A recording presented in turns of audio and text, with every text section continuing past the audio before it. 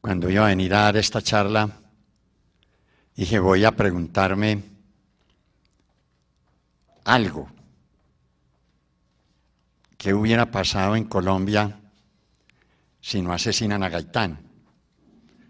Eso en historia no se debía hacer. Pero me puse a preguntarme eso, ¿no? Entonces, no hubiera habido el 9 de abril, por ejemplo, lo primero. No hubiera habido guerrillas liberales que siguieron al 9 de abril. No hubiera habido Frente Nacional. No hubiera habido la dictadura de Rojas. No hubiera habido el intento de gobierno fascista de Laureano Gómez. ¿Por qué? Porque, bueno, digo yo que eso es absurdo hacerse esa pregunta, pero de todas maneras, yo digo, Gaitán tenía segura su presidencia. Yo creo que no hay un historiador en Colombia que dude de que Gaitán iba a ganar las elecciones en 1950. Y no la hubiera ganado Laureano Gómez. Ustedes saben que el Partido Conservador había perdido el gobierno en 1930, llevaban 4 gobiernos liberales y se dividió el Partido Liberal, lo dividió Gaitán, ganó Mariano Ospina Pérez la presidencia, pero el Partido Conservador hizo un acuerdo. Y Ospina y Laureano Gómez no se podían ver. Y vamos a mirar por qué no se podían ver. Era por algo profundo y que tiene una raíz histórica muy importante. Y sin embargo dijeron, vamos a ir juntos para que gane el Partido Conservador. Y entonces Ospina dijo, yo voy primero. Laureano Gómez dijo, yo voy primero. Hicieron un acuerdo sobre esta base. Usted, Ospina, va primero y yo voy después. Entonces, a Gaitán le iba a tocar enfrentarse a Laureano Gómez en 1950. Asesinaron a Gaitán y el Partido Liberal entró al gobierno de Ospina después del asesinato de Gaitán. Fue un gobierno de unidad nacional y no es el primero en Colombia, por supuesto. Ha habido muchos antes, en el siglo XX. ¿Y qué pasó? Que el partido comenzó la violencia en Colombia, una violencia fundamentalmente liberal gaitanista. Entonces el Partido Conservador también hizo su violencia, organizó sus grupos de violencia por muchas partes del país. Esa historia está escrita. Y Laureano Gómez no gana las elecciones porque no hay contendor. Es el único candidato, llega al gobierno. Todo esto es consecuencia del asesinato de Gaitán de 1948, y Gómez entra al gobierno y convoca una constituyente, una Asamblea Nacional Constituyente, pero con una ideología totalmente fascista, corporativista. Este es un punto fundamental, porque vamos a mirar de dónde viene esto. Corporativista. Y el ideólogo de esa Asamblea Nacional Constituyente fue uno de los primeros rectores del siglo XX de la Universidad Javeriana, el padre Félix Restrepo, presidente de la Academia de la Lengua. Él fue el ideólogo del corporativismo. Y Laureano Gómez planteó el corporativismo. El corporativismo es la organización política del fascismo. Eso lo hizo Mussolini en Italia y Hitler en Alemania y Franco en España, ¿no? Eso fue un modelo que se puso, se construyó. No, los congresos no son de los partidos políticos, sino de las agremiaciones económicas. Y esa era la constituyente de Laureano. Y por eso vino el golpe de Estado a Laureano Gómez. Ese golpe de Estado lo dieron todos. Y se unió todo el mundo. Aquí nadie puede decir que no se unió para subir a Rojas Pinilla. Fue unánime la subida de Rojas Pinilla. Bueno, pero esa no es la conferencia, qué pena. Es otra, ¿no? Es otra. Gaitán surge a la vida política con su gran debate sobre las bananeras. Y Gaitán no estaba en el Congreso. Gaitán estudia lo de las bananeras y se lanza al Congreso para hacer su debate sobre las bananeras en el Congreso. Y gana, y entra y hace su debate famoso sobre las bananeras. Eso hay que leerlo. Eso hay que leerlo, porque es espectacular. Gaitán estudia esto a fondo y surge a la vida política. Bueno, dicen que Gaitán, su primer discurso fue en el gobierno de Reyes, bueno, en fin, pero eso no importa. Eso no importa, ni es el punto interesante. Surge a la vida política con la lucha contra las bananeras. El país era un país supremamente atrasado. Estaba surgiendo apenas la industria en Colombia, cuando ya Estados Unidos estaba en la época monopolista del desarrollo económico y del capital financiero. Nosotros estábamos comenzando unas pocas industrias. Eso es una tragedia horrible.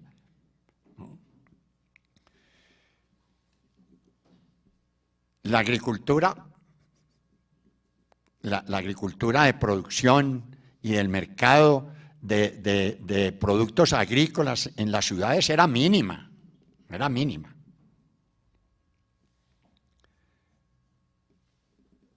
Gaitán venía, bueno, antes de eso, porque eso lo tengo que dejar absolutamente claro. Gaitán estudió en Italia, en el gobierno de Mussolini, y su profesor fue un famoso profesor de Derecho que estaba con Mussolini. Y por eso a Gaitán lo acusaron muchas veces de fascista. Y vamos a leer un texto en que él dice, ¿por qué me están acusando de eso? ¿No? Vamos a leer, pero es importante que mencionar esto de su educación. Mussolini ya estaba en el gobierno de Italia. A Gaitán le dolió profundamente la entrega de Panamá. Y esto es muy importante porque deja un sello en su vida política y en su desarrollo. Panamá, el Tratado de Entrega de Panamá se firma en 1914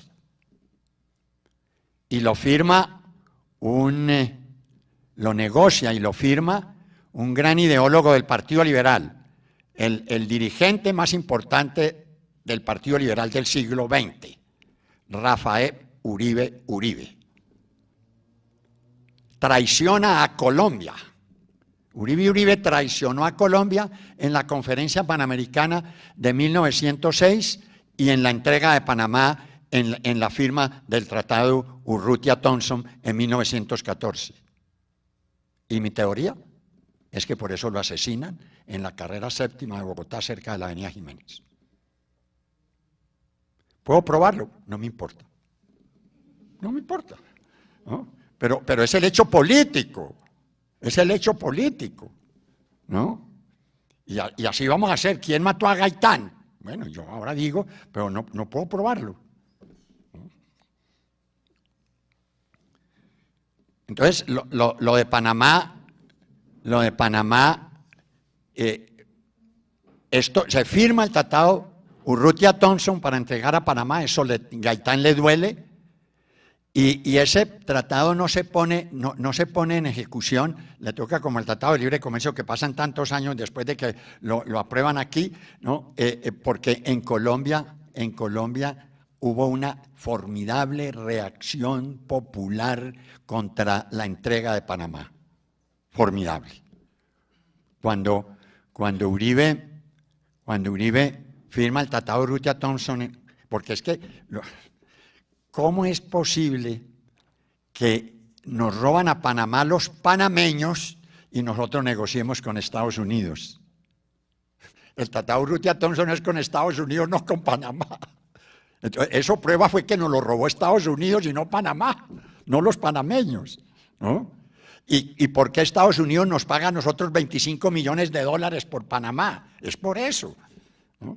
Esto le duele a Gaitán y esto imprime un sello muy importante que se va progresivamente a desarrollar en esto.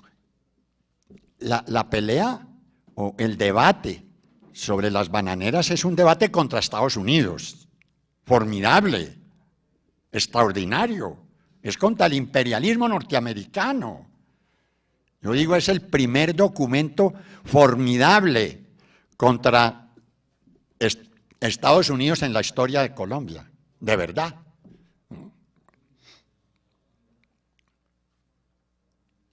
Viene la danza de los millones, se llamó así, que tiene dos orígenes.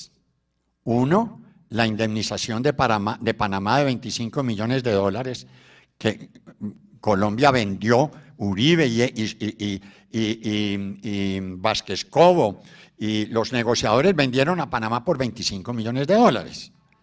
Entonces esa plata entró y eso trajo, lo utilizó Pedronel Ospina, presidente de Colombia, de 1920 a 24, 20 a 24, 24 a 28, bueno, 22 a 26,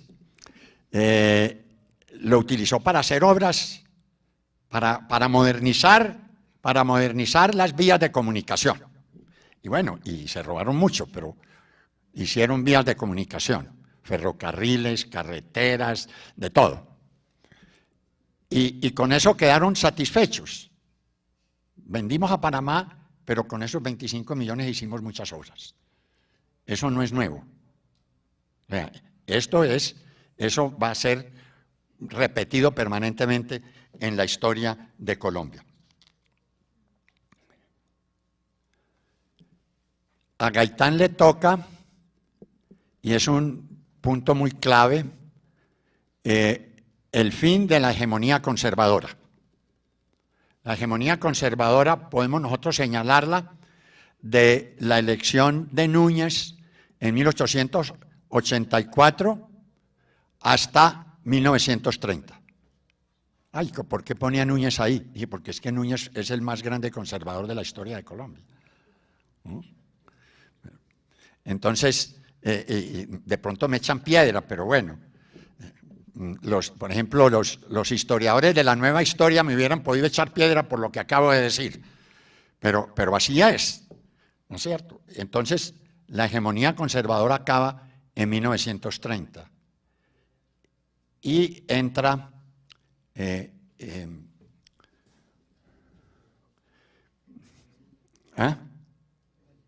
Olaya Herrera. Olaya Herrera, y esto también le impresiona formidablemente a Gaitán, y es que Olaya es el embajador de Colombia en Estados Unidos de dos gobiernos conservadores, el de Pedronel Ospina y el de Abadía Méndez, y negocia el petróleo de Colombia siendo embajador de Colombia en Estados Unidos. Y entonces Olaya, el embajador de Estados Unidos en Colombia, está apoyando a los candidatos conservadores, que son Guillermo Valencia, estamos en 1930, Guillermo Valencia y Vázquez Cobo. Y entonces el gobierno de Estados Unidos dice, vamos a apoyar a Olaya. Olaya ni siquiera era candidato. Y entonces Estados Unidos impone la candidatura de Olaya. Eso está completamente documentado. Y gana Olaya. Olaya se compromete a entregarle el petróleo y a pagarle la deuda de Colombia, que era inmensa, 250 millones de dólares. La de hoy es de 70.000 millones de dólares, pero era inmensa para ese momento, 250, y Colombia no tiene con qué pagarle y declara la moratoria y casi nos invade Estados Unidos. Si no hubiera sido por la crisis la crisis mundial del 29-30, nos hubieran invadido. Bueno, pero yo señalo eso es porque esto es el momento en que está Gaitán en el Congreso. Lo más interesante de todo es que el discurso más importante en esa época contra Estados Unidos no es de Gaitán, es de Laureano Gómez. ¿Sabe por qué? Porque estaba con Hitler.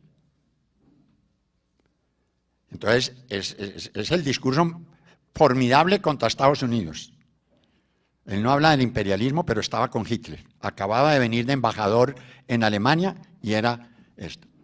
Entonces,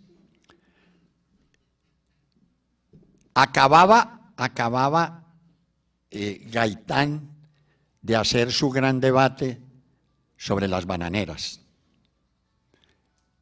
Y funda su partido, la UNIR, Unión Nacionalista Independiente Revolucionaria. O sea que Gaitán no está en el Partido Liberal y no está en el Partido Liberal. Funda su partido fuera del Partido Liberal, siendo congresista. Pero sucede algo supremamente grave. Gaitán acaba de hacer el debate sobre la tierra en el Congreso, después del debate de las bananeras. Es el segundo debate más importante de Gaitán. Vamos a analizarlo con unas citas porque para mí es extraordinariamente importante este debate. Y hace el debate contra los terratenientes de Fusagasugá.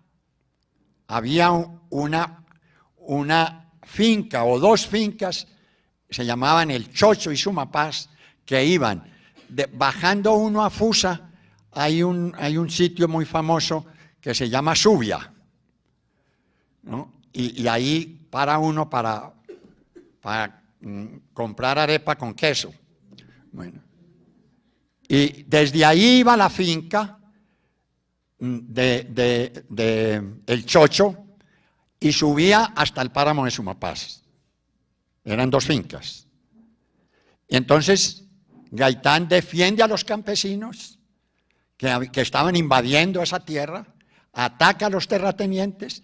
Es un debate espectacular, formidable, y se enfrenta en el Congreso a los socialistas. que eran del Partido Comunista, es decir, eran socialistas del Partido Comunista. ¿Qué defendían ellos en el Congreso? Defendían la posición de Marx sobre la tierra. ¿Cuál era la posición de Marx sobre la tierra? Que la tierra debía ser nacionalizada para entregársela. Es el tercer tomo del Capital, la segunda parte del tomo tercero del Capital, en que Marx desarrolla todo este problema de la tierra en una sociedad capitalista, no en una sociedad atrasada como la de nosotros, feudal y semifeudal, que era eso. Entonces Gaitán dice, no señor, la tierra para el que la trabaja. Y se enfrenta a los socialistas que acababan de ser elegidos en el Senado por primera vez. En el 30 se funda el Partido Comunista y ellos estaban recién llegados al Congreso. Este es un debate formidable. La tierra para el que la trabaja. Esa es la idea de Lenin y la idea de Mao, que va a seguir, la tierra es para el que la trabaja. En dos países, Rusia, en un país feudal, y China peor que Rusia. A Gaitán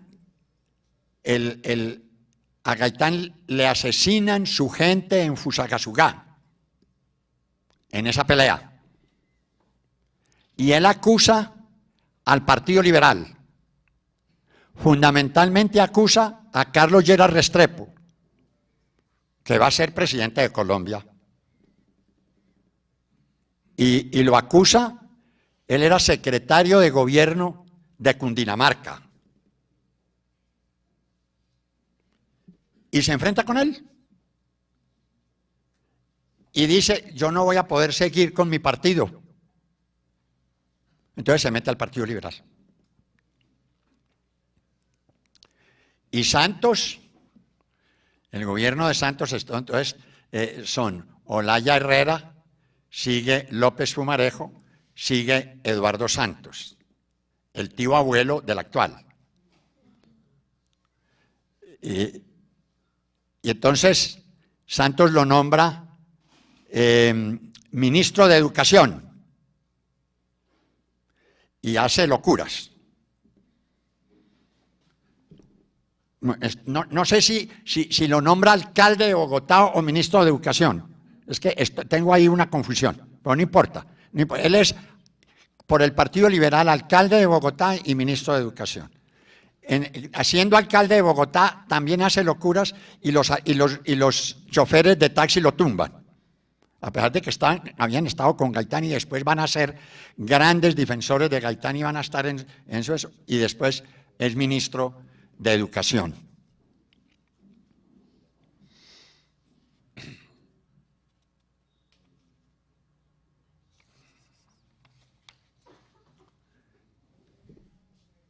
Gaitán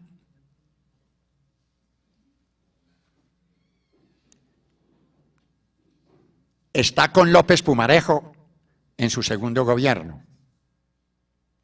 El segundo gobierno de López Pumarejo es 1942-46. Renuncia en el 45. Y Alberto Lleras Camargo, que es su ministro de gobierno, toma la presidencia. Han dicho que López Pumarejo, yo tengo una teoría sobre López Pumarejo que tiene que ver con esto de Gaitán y que es la siguiente.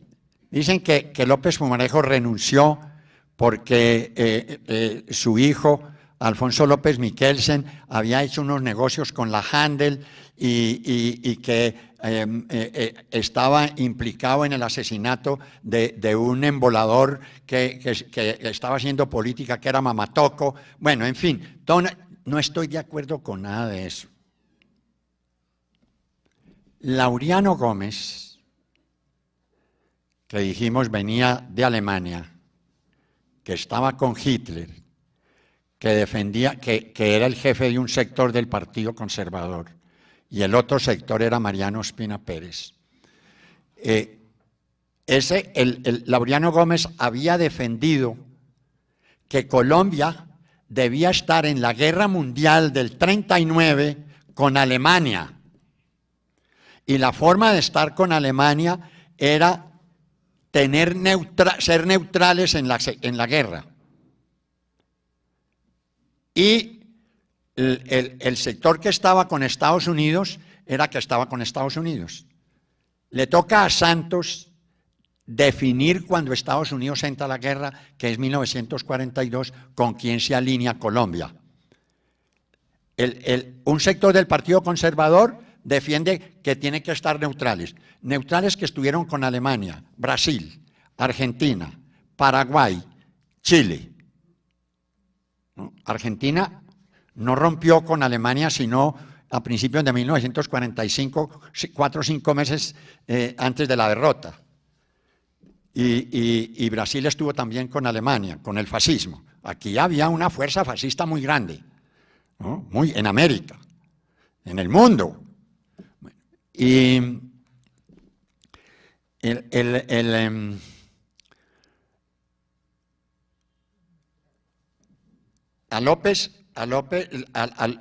Laureano Gómez le declaró la guerra a López y dijo, si a López lo eligen, yo hago guerra civil.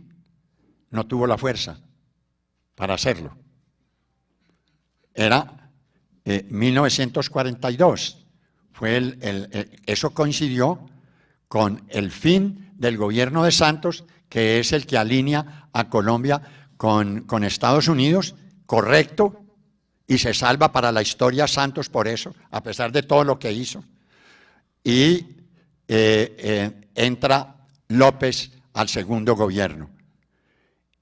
Como Laureano Gómez le ha jurado que lo tumba, entonces le hace la guerra permanentemente y lo tumba. Los conservadores toman preso a López en Pasto. Lo tienen que soltar por la presión nacional y entonces López renuncia a la presidencia.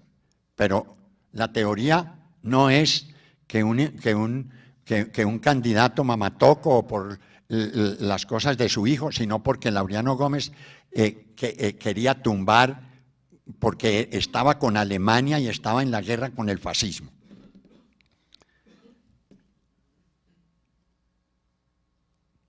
Cae López, entra Alberto Lleras Camargo, ¿y qué pasa? La división del Partido Liberal, que lo divide Gaitán. Gaitán divide el Partido Liberal. Y entonces, el candidato oficial del Partido Liberal es Gabriel Turbay, un personaje de gran trayectoria política, Gaitán se le atraviesa y pierde la presidencia Turbay. Y queda así, gana Ospina, en segundo lugar Turbay y en tercer lugar Gaitán. La izquierda, dirigida por el Partido Comunista, apoya a Gabriel Turbay contra Gaitán.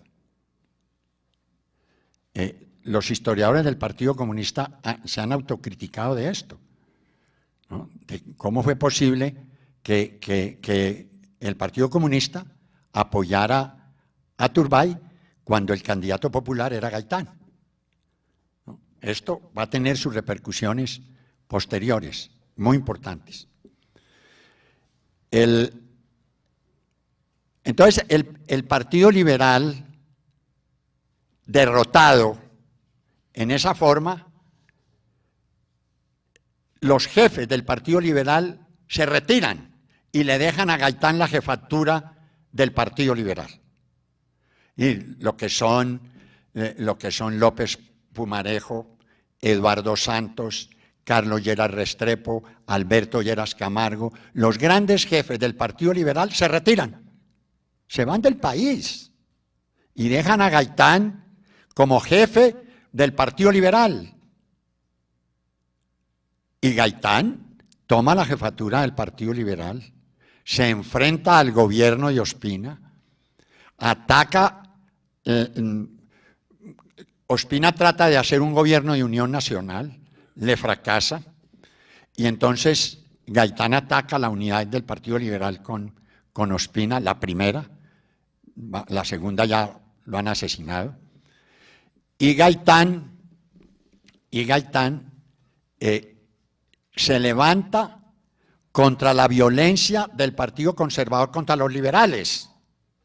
Hace la gigantesca marcha del silencio, una de las más grandes marchas de acuerdo proporcionalmente a la población, ¿no? Proporcionalmente a la población, ¿no? De pronto la más grande marcha de la historia de Colombia, que es la marcha del silencio.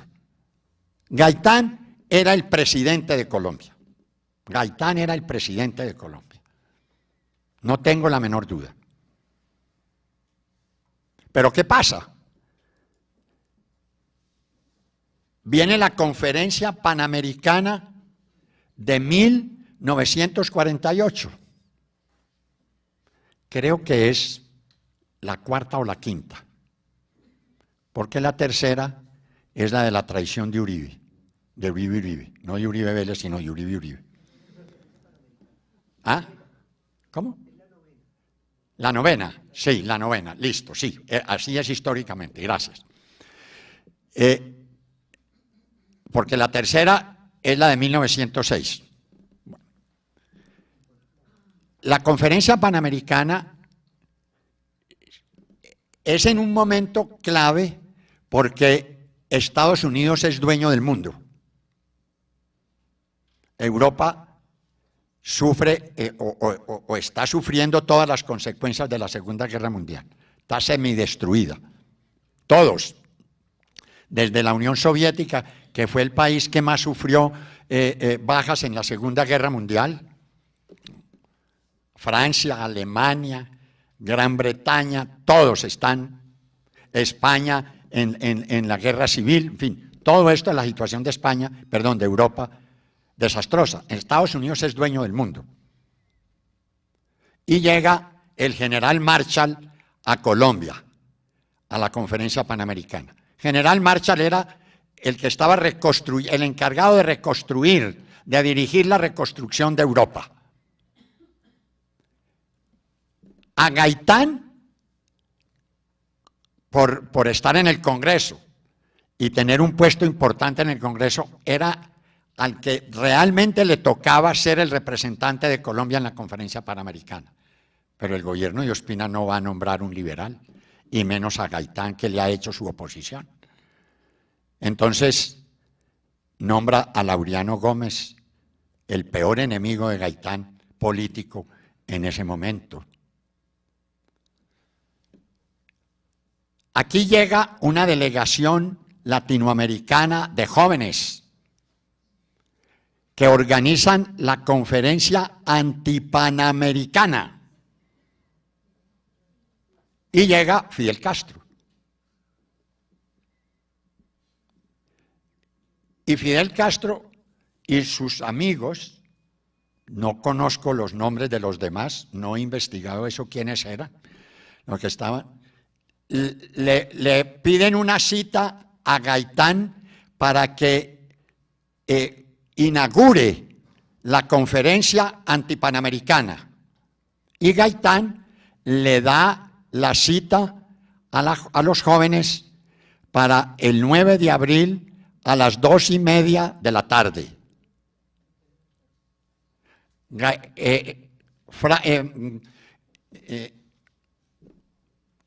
Entonces, Gaitán a la 1 de la tarde sale de su oficina y lo asesinan, ahí a unos metros. Castro acaba de almorzar y sale a dar un paseo esperando la cita, cuando le dicen, ve todo lo que está sucediendo. ¿Qué pasó? No, que mataron a Gaitán. ¿Y quién es Gaitán? Entonces, perdón, mataron a Gaitán con el que tenían la cita. ¿Cómo así?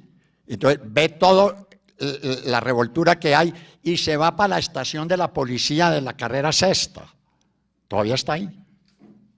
Ahí está todavía la estación. La policía se rebela y para defender a Gaitán, para vengar a Gaitán, porque van a salir a pelear y dan las armas a la gente. Es una policía municipal, entre paréntesis. De ahí en adelante la policía no vuelve a ser municipal. La policía hoy es nacional, ¿no? La policía hoy es nacional. Y yo estaba diciendo, en México están encartados con la policía municipal, porque allá todavía la policía es municipal. Y entonces la policía municipal está con la mafia, está con los narcotraficantes. Y ese es uno de los líos que tienen allá. Y me acordé ahora, viendo lo de Gaitán, que había sucedido eso. Bueno, Gaitán se involucra en la pelea por todo Bogotá. ¿Quién dije yo? Gaitán, no, Castro. Fidel Castro, gracias. Fidel Castro se involucra en toda la pelea. Y han dicho mucho que Castro es uno de los culpables del asesinato de Gaitán, ¿no? El asesinato de Gaitán se lo han atribuido a todo el mundo, ¿no? Yo no tengo sino un solo punto. A Gaitán lo mató la oligarquía colombiana a favor de Estados Unidos. ¿Puede probarlo? No me importa. Es lo mismo que lo de Uribe. Es lo mismo que lo de Uribe. A Uribe lo mataron por traidor, a Gaitán por estar contra el imperialismo norteamericano. Bueno, esto es, vamos a ver si en la trayectoria de Gaitán esto es cierto o no es cierto. Yo quiero leer citas de todo lo que he ido de textos de Gaitán, porque yo creo que esto hay que probarlo, ¿no es cierto? Todas estas cosas que yo he ido señalando. Pero antes de esto, quiero señalar, ¿cuál es la consecuencia de esto? La consecuencia de esto es que el pueblo bogotano y en casi todas partes del país hay rebelión. En Barranca hay un gobierno independiente, en Barrancabermeja, gaitanista, ¿no? Y en Bogotá no hay quien dirija la rebelión. En Barranca lo dirige el Partido Comunista. En Bogotá el Partido Comunista trata de dirigir. Por ejemplo, Gerardo Molina, que pues no sé si era militante del Partido Comunista o no era militante del Partido Comunista en ese momento, han dicho que sí. El historiador y profesor, rector de la Nacional, Gerardo Molina, con otros personajes, se toman la Radiodifusora Nacional, ¿no?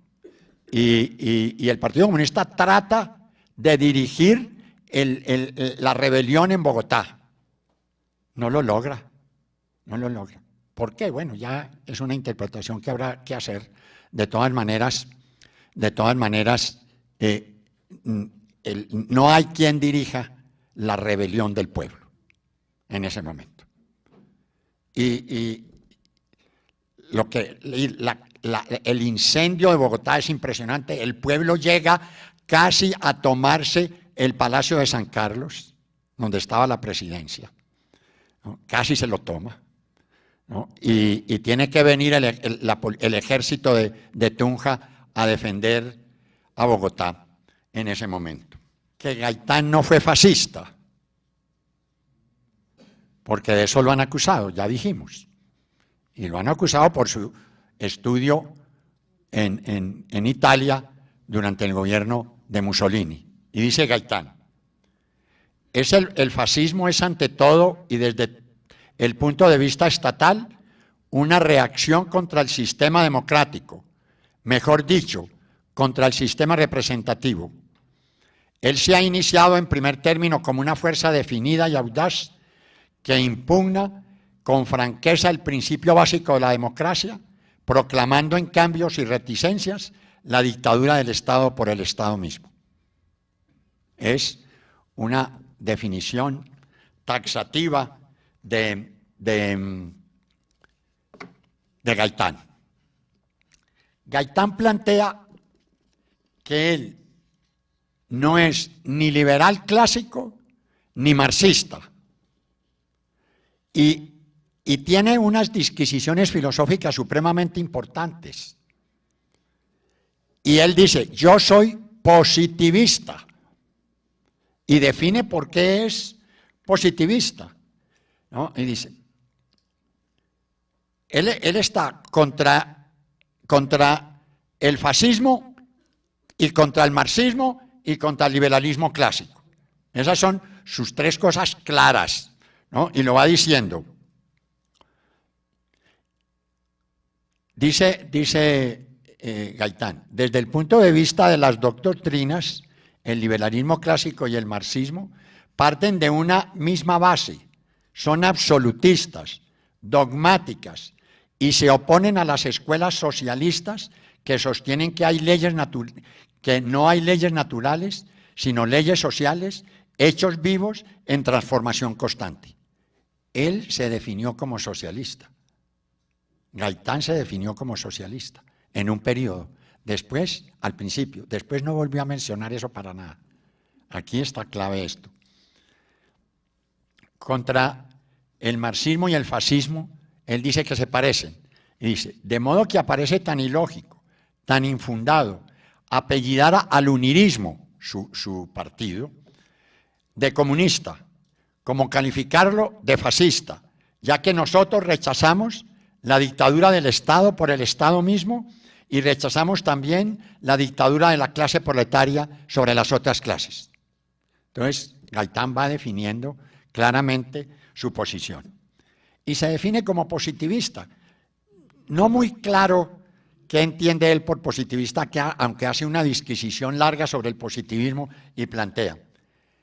El positivismo llega hasta formulación de las hipótesis, pero no admite que la hipótesis puede ser un dogma, puede tener valor absoluto. He aquí por qué nos diferenciamos de las escuelas materialistas filosóficamente hablando, las cuales, al igual que las espiritualistas, pretenden darnos como verdad neta el primer origen y el último efecto de las cosas. Eso es prácticamente lo que hasta. Y dice, hablar de positivismo es negar el idealismo, pero tampoco, como se ha dicho aquí equivocadamente, pertenecer a las escuelas idealistas que no son relativistas sino absolutistas. Una cosa es el ideal como hecho antropológico y otra el idealismo como sistema filosófico. Es un enredo. Y entonces mi conclusión es, no me importa Gaitán cómo se defina ideológicamente, porque esto fue muy al principio.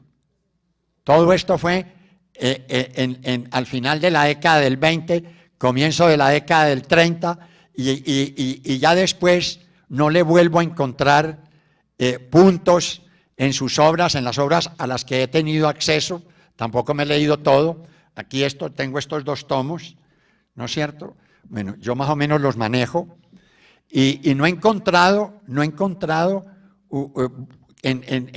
más adelante, ya en su fervor político, en la dirección de política, de elecciones y de la lucha política, una definición de ese tipo. Entonces, digo, bueno, lo dejo así en esto. Como dijimos anteriormente, la matanza de las bananeras es un punto determinante en la estructuración política de Gaitán. Y es esto. El responsable de la matanza de las bananeras es el Partido Conservador y el gobierno conservador de Abadía Méndez. ¿Pero qué eran las bananeras? Las bananeras eran un enclave económico sin ninguna relación económica con el país. Era un enclave de la United Fruit Company. La United Fruit Company no le pagaba impuestos a Colombia. La United Fruit Company producía el banano lo exportaba y punto, chao. La United Fruit Company no pagaba el salario en pesos, sino en notas para que fueran y los trabajadores fueran por su alimento y por sus cosas a los almacenes de la United Fruit Company. Entonces, no eran libres los trabajadores. Por eso viene la huelga de las bananeras, la primera huelga más importante. Había habido otras, de braceros, del río Magdalena, de las primeras de las petroleras, etcétera, pero esta fue la huelga más importante por la reacción del gobierno que con el ejército va a defender el enclave de la United Fruit Company. La United Fruit Company entra en la última década del siglo XIX a Colombia, o sea, que llevaba más o menos unos 40 años en Colombia. Y el gobierno colombiano no tenía nada que ver con la producción de banano, nada que ver. Era una producción autónoma e independiente de la United Fruit Company. Nada. No, la legislación laboral era de la United Fruit Company.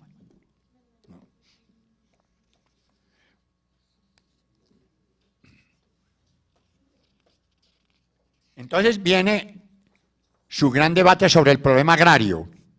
Y dice Gaitán, creo que el problema agrario en Colombia puede dividirse para su mejor estudio en tres aspectos. Primero, tierras no cultivadas en las que hay que hacer una subdivisión, no cultivadas y con títulos legítimos y no cultivadas con títulos precarios o ilegítimos. Segunda, tierras cultivadas con titulación legítima y tierras cultivadas con titulación ilegítima. Tercero, relaciones entre el trabajo humano y el capital agrario que pueden referirse al primero o al segundo caso enumerados y que requieren un estudio especial. Esto no ha cambiado. Tenemos 30 millones de hectáreas en manos de 2.000 terratenientes. Esa es la bobadita, ¿no? Ha aumentado la producción capitalista en la agricultura, por ejemplo. En este momento hay grandes extensiones de tierras cultivadas en palma africana. Y los dueños son la banca, el capital financiero, ¿no? Sarmiento Angulo compró, ¿cuántos? 40.000 o 50.000 hectáreas en el sur del Meta, de palma africana, ¿no? Eso ya no es feudal, eso ya no es latifundios improductivos, no, eso es palma africana para exportar. Y entonces dice en su debate sobre el chocho y Sumapaz, dice Gaitán, luego si el trabajo es el causante de ese mayor valor, es el trabajador quien debe beneficiarse integralmente de él, y no aquel que nada contribuyó al aumento de dicho valor.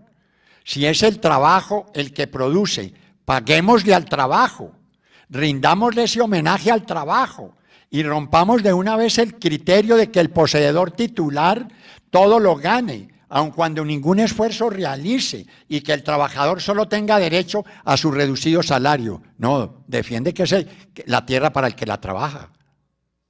¿No? Esto es una cosa revolucionaria, realmente extraordinaria.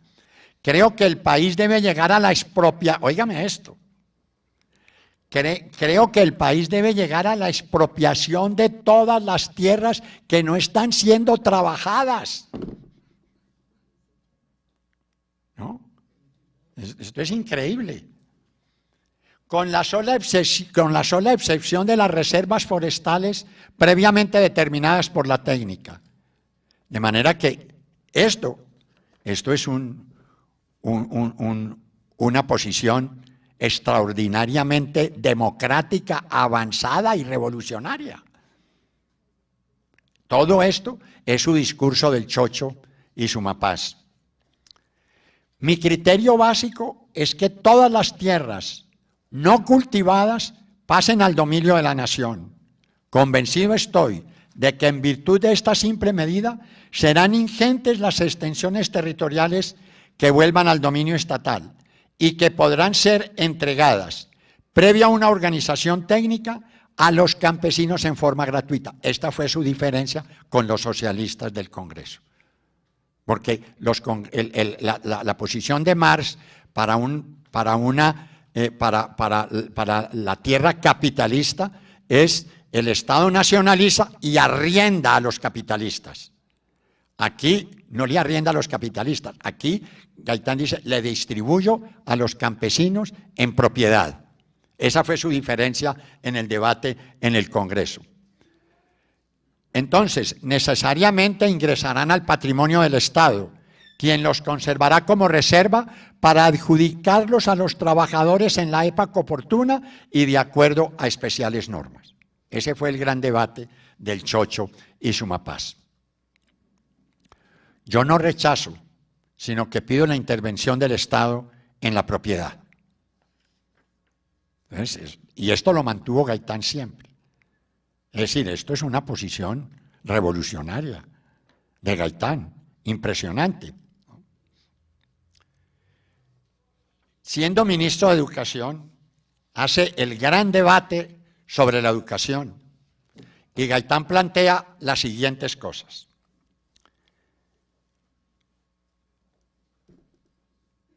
Gaitán defendía que la educación había que quitársela a la Iglesia. ¿Qué fue lo que pasó? ¿Por qué la Iglesia tenía la educación en Colombia? ¿Y el concordato de cuándo? De 1887. Entonces, aquí hay que contar, porque para poder entender esta pelea de Gaitán, de que la Iglesia no debe tener la educación, lo que pasó con Núñez. Núñez se separó de su mujer siendo presidente y se juntó con Soledad Román, que había sido su novia de toda la vida. Y era el presidente de Colombia, de un país católico, que tenía que arreglar todo con la Iglesia, ¿no es cierto?, que estaba mancebado. Entonces, Núñez se fue donde Monseñor Paul, el arzobispo de Colombia, y le dijo, Monseñor, hagamos un acuerdo.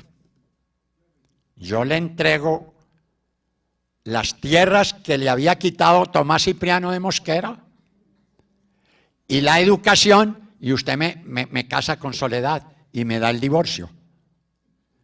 Aquí no existía el divorcio en ese momento. Había existido, en los periodos radicales, había existido el divorcio. Pero ya había entrado Núñez y se había acabado el divorcio. En la Constitución del 86 no hay divorcio. ¿Cómo iba a haber divorcio si la Constitución la hizo Miguel Antonio Caro? ¿No? Miguel Antonio Caro tomaba primero agua bendita y después se alimentaba.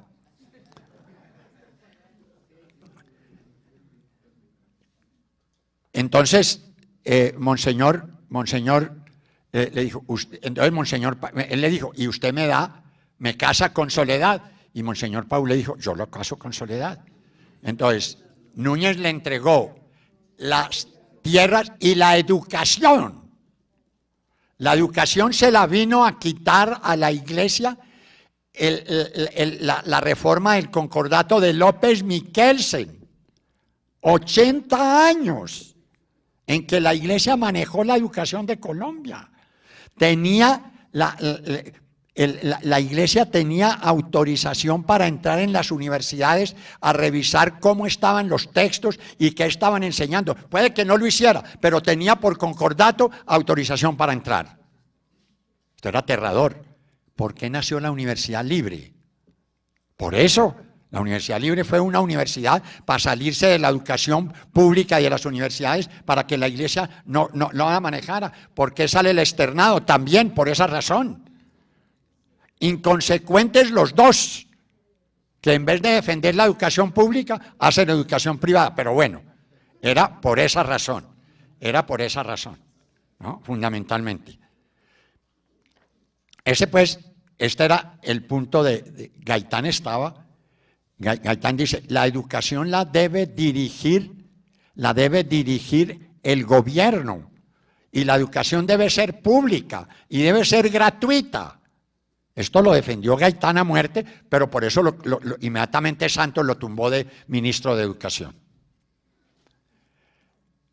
La educación no puede ser adoctrinamiento ideológico, de ninguna naturaleza, ni de derecha ni de izquierda. Ni de derecha ni de izquierda. Yo he trabajado mucho en educación. Y en FECODE estoy en el Centro de Estudios e Investigaciones Docentes de FECODE. Y digo, ustedes no defiendan la teoría ¿me llama? La educación es política, de Freire, ¿no? Es un absurdo. Eso es meterse en un lío espantoso, ¿no? La educación debe ser científica, ¿no? Usted, profesor de matemáticas, no puede llegar a decir, a hacer un discurso sobre el polo, o sobre el Partido Liberal, o sobre el Partido Conservador, porque se vuelve un lío espantoso. Y entonces, Gaitán defendía la educación no debe ser un adoctrinamiento ideológico. Estoy totalmente de acuerdo en eso, ni religioso ni político. Ni religioso ni político. Y dice lo siguiente, tampoco debe haber un control ideológico por parte del gobierno. Tampoco debe haber un control ideológico por parte del gobierno. Nosotros estamos defendiendo en FECODE, y eso lo hizo la Ley General de Educación, es que quienes deben manejar la educación son los maestros. Y los maestros colectivamente por la autonomía escolar. Y la autonomía escolar es una tesis revolucionaria, y yo dije, me lo enseñó Gaitán. Yo defendí eso en la Ley General de Educación y a mí me lo enseñó Gaitán. La autonomía escolar. Y mire lo que le pasó a la educación colombiana. En la colonia era solo dirigida por la Iglesia, ¿no? Los dominicos, los jesuitas, los franciscanos. En la independencia, Santander, que fue el revolucionario de la educación, y me da furia cuando atacan a Santander, porque Santander fue el que defendió y transformó la educación colombiana, se la entregó al Estado, hizo una revolución educativa, ¿no? La más importante de la historia de Colombia. Después sigue la de los radicales de la década de 1870, pero la principal es la de Santander. Entonces nosotros no podemos decir, no, es que yo soy bolivariano contra Santander. No, yo estoy con Bolívar y con Santander. Uno en una cosa y otro en otra cosa. Y los dos estuvieron en la independencia. Entonces, esto es un punto fundamental. Y dice otra cosa que defiende Gaitán, el gobierno debe encargarse de los textos, debe darle textos a todo el mundo. Eso es lo que tiene que ver, ¿no? Entonces uno va a las escuelas rurales, yo no sé si ustedes han ido a las escuelas rurales, y ver la miseria. Yo no sé cómo esos maestros enseñan. No hay un texto, no hay un tablero, no hay nada. Voy a contarle este cuento, perdón. Bueno, voy a contarle no importa, para esta cosa. La profesora Camilo Torres, hombre, yo siempre que voy a dejar un computador y a cambiar de computador, me voy a una escuela rural a entregar el computador y a regalárselo a una escuela rural porque no tienen computadores, ahora un poquito más, ¿no? Y entonces fui una vez a una escuela en Villeta a entregar el computador. Oiga, no había mesa donde ponerla. Así de trágico era. Es una locura. Claro, vinieron todos los padres de familia, nunca habían visto el computador, los niños apenas lo estaban viendo. Bueno, eso fue pero no había dónde poner el computador y dónde conectarlo, óyeme. Bueno, es la tragedia. Dice Gaitán, no todo el mundo tiene que ser doctor, no todo el mundo tiene que ser doctor. Debe haber diversidad de orientaciones e impulsar la educación técnica. Estoy totalmente de acuerdo con ese punto. Aquí debe haber universidad y debe haber educación superior intermedia, ¿no? Pero en Colombia, para que todo el mundo entre a la universidad, cada vez rebajan más el nivel de la universidad. Cada vez es más bajo, cada vez es peor la educación universitaria en Colombia, una tragedia enorme. Voy a darles este dato. Cuando yo todavía estaba en las universidades, pensionado hace rato, el 70% del profesorado de la universidad pública era de tiempo completo y el 30% de tiempo parcial, de diferente tipo. Hoy es el 20% de tiempo completo y el 80% de tiempo parcial. Eso es una locura. La universidad colombiana está en la olla. Toda. Vaya a la universidad privada y es peor. Cualquiera que cojan, tal vez los Andes se salva. Tal vez se salve los Andes.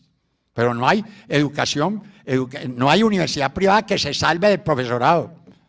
En la Universidad Javeriana es como el 20% de tiempo completo y el 80% por horas, ¿no? Y así, eso es una locura.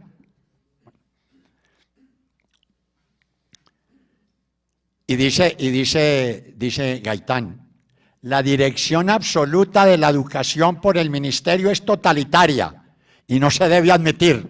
Era ministro de Educación, ¿no? Y dice, no, nosotros ¿por qué vamos a imponer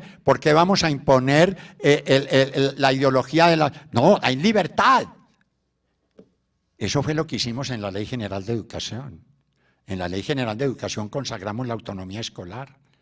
Y la consagramos para que el Estado colombiano no dirigiera la educación.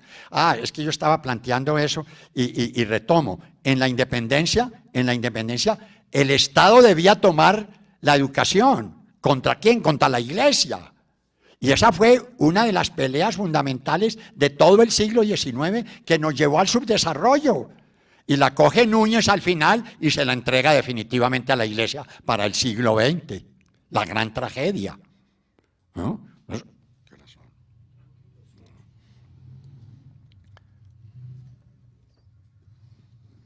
Y dice Gaitán, la dignidad de los maestros significa que deben ser bien pagados y no con aguardiente como sucede en el país.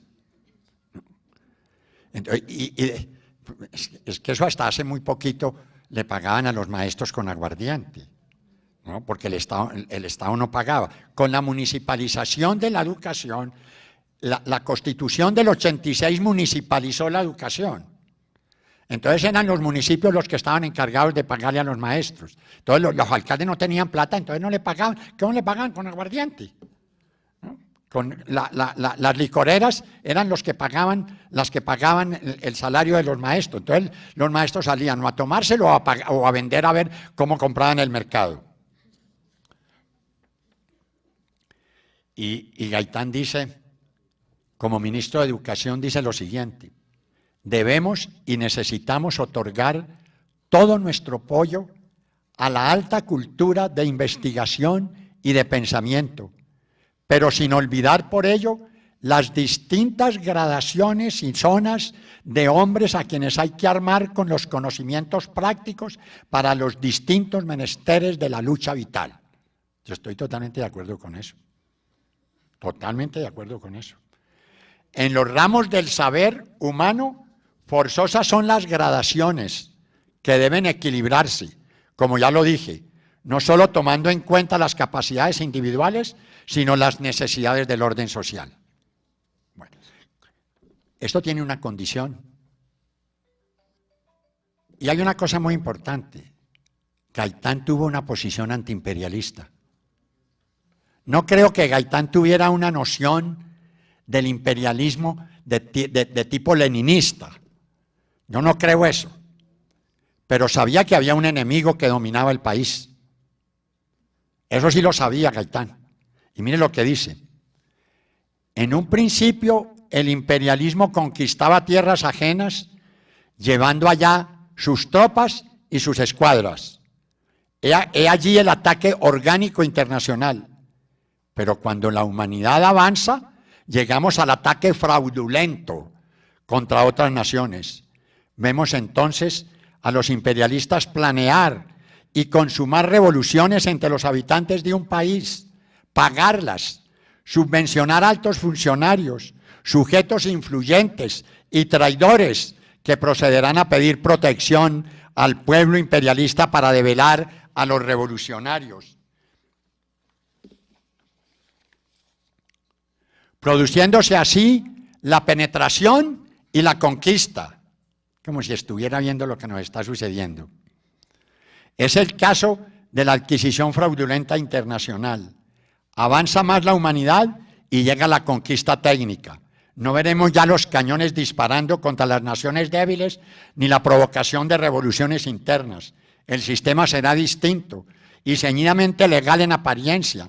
Se enviarán al país que quieren dominarse grandes empresas, bancos poderosos, capitales ingentes que lo irán invadiendo y dominando con la aceptación regocijada de los ciudadanos. Es como si estuviera leyendo un libro famoso de un tipo llamado Lenin, El imperialismo, fase superior del capitalismo. Increíble. Ya no se trata de violar la ley escrita, sino que mediante la expansión financiera, aun permaneciendo inviolada la legislación, se impondrá el más fuerte desde el punto de vista económico. No se necesitará perpetrar el ataque de derecho al Estado débil, sino que será absorbido por las vías legales y quedará entregado legalmente al adversario. Tratado de Libre Comercio. No. He ahí el hecho de la conquista técnica. Eso es Gaitán. ¿No? Es increíble. Y dice Gaitán, nacionalista, y dice, ni ahora ni nunca claudicaré nuestro espíritu nacionalista. Y se emociona uno. Hoy y siempre lo defenderemos, porque creemos que las naciones latinoamericanas tienen un peligro cierto en los imperialismos, pero nuestro nacionalismo ha de ser siempre un culto severo y solemne a la República. Es un ataque a los representantes conservadores del periódico de la hegemonía conservadora, digo ahí. Cuando él dirigía ese periódico, un gobierno conservador había entregado ya los periódicos a la Tropical. Un gobierno conservador también había colocado a una sección de la República bajo el dominio sin límites de las más fuertes compañías norteamericanas. Un gobierno de ese mismo partido había entregado las concesiones del ferrocarril de La Dorada y del que une a Puerto Colombia con Barranquilla. Los factores económicos que ponen en peligro la independencia del pueblo habían sido concedidos a extranjeros y por eso el poderío americano había clavado ya sus arpas en la economía nacional. Para aplaudir. Eso es una cosa extraordinaria. Bueno. Este era Gaitán. Este fue Gaitán. Gaitán que defendía a los obreros, que defendía a los campesinos, que defendía la educación nacional, una educación científica, una educación sin la injerencia del gobierno, una educación avanzada y técnica, las dos, una educación de alto nivel y una educación técnica, impresionante. Y un Gaitán que defendía la nación, que defendía la independencia, que estaba contra todos los imperialismos. realmente uno, Gaitán era un dominador de la palabra impresionante, impresionante. Gaitán hizo su central obrera. Él organizó los obreros y hizo sindicatos y organizó su central obrera. Y Gaitán tenía más apoyo en las ciudades que en el campo. A pesar de eso, yo creo, como ya dije, que ganaba las elecciones para presidente. Y en todas partes, yo me acuerdo, yo soy de Manizales, y estaba en la casa de mis padres, y ellos eran antigaitanistas furibundos. Gaitán para ellos era el demonio. Pero las muchachas del servicio ponían el radio a Gaitán. Y entonces llegó a Manizales a la huelga de los choferes. Y los choferes se tiraron, se acostaron en la calle para que no pasaran los carros y para que no pasara. Y Gaitán llegó allá y echó un gran discurso extraordinario. Y yo lo oí, me acuerdo, yo creo que tenía por ahí 10 años, 11. Y me quedó para toda la vida el discurso de Gaitán. No me importa si lo entendí muy bien o no me importé muy bien, pero era defendiendo a los choferes, ¿no? Y mi casa era una casa de oligarcas. Y eso me impresionó a mí extraordinariamente, y yo dije, pero ¿por qué en mi casa están contra Gaitán? ¿No? Si Gaitán está defendiendo es aquí al pueblo. Siempre me pensé eso, ¿no? Y ya pues, a la hora de la verdad, uno tiene esa influencia de Gaitán. Colombia hubiera sido diferente. Yo sí estoy convencido de eso. No sé si Gaitán iría a ser un buen gobernante. No tengo idea. Pero la muerte de Gaitán cambió el país. No, eso no tiene la menor duda. La historia de Colombia del siglo XX es antes y después de Gaitán. O mejor dicho, antes del asesinato de Gaitán y después del asesinato de Gaitán. Y yo creo que Gaitán es un modelo, y su posición, su visión de toda la economía, de la sociedad, del gobierno, es de una revolución democrática, es de un cambio democrático del país, ¿no? Es de un cambio con los obreros y con los campesinos y con los estudiantes y con el pueblo. Por eso la oligarquía liberal lo odió.